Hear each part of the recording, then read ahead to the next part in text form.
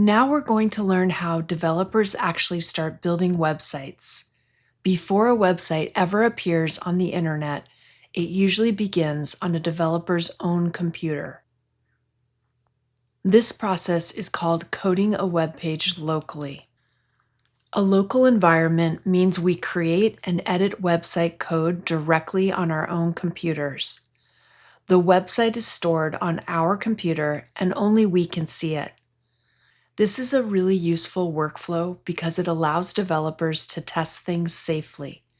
We can experiment with layouts, fix errors, and try new features without worrying about breaking a live website on the internet.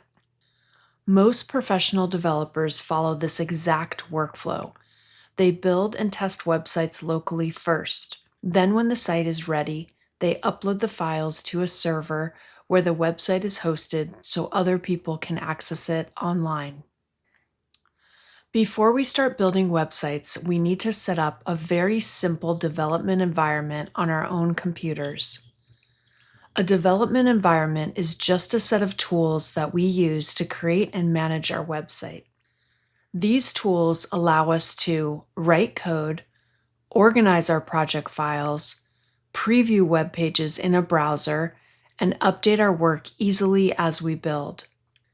The good news is that front-end web development actually requires very few tools. At the most basic level, we only need 4 things: a computer, a web browser, a code editor, and a folder where we store and organize our website files. With just these 4 things, we can start building real websites. When you first learn web development, you'll build your website locally instead of uploading it to the internet. This means a few important things. First of all the website files are stored directly on your computer. Second, the web browser loads those files directly from the computer's file system. And third, a website isn't visible online yet. Only the person building it can see it. The workflow usually looks like this. First, we write HTML in a code editor. Then we save the file. And finally, we open that file in a web browser. And fourth, we'll refresh the page whenever we make changes in order to see the updates.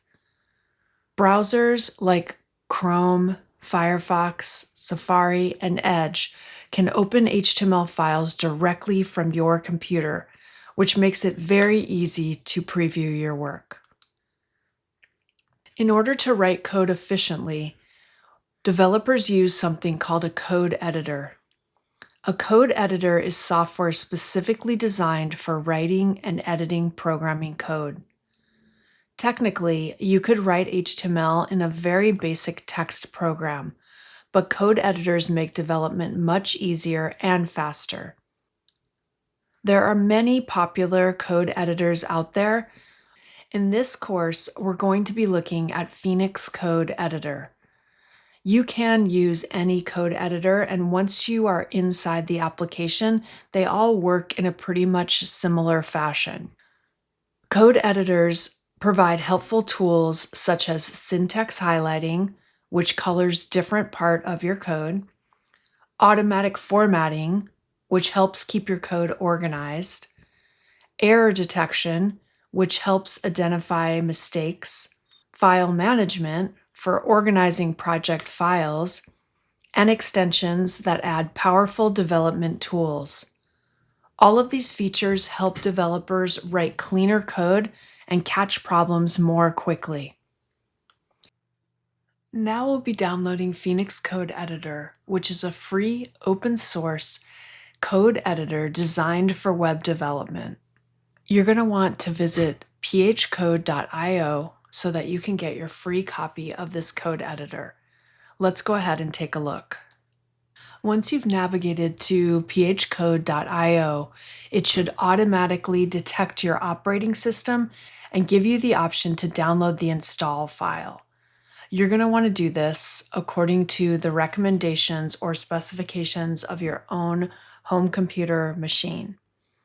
Once we've done this, you're going to want to run the installer by double-clicking on the DMG file if you're on a Mac or running the executable if you're on a PC. In our next exercise, I'll show you the ins and outs of how to work in Phoenix Code Editor and how to leverage the most of this application so that you can begin coding websites.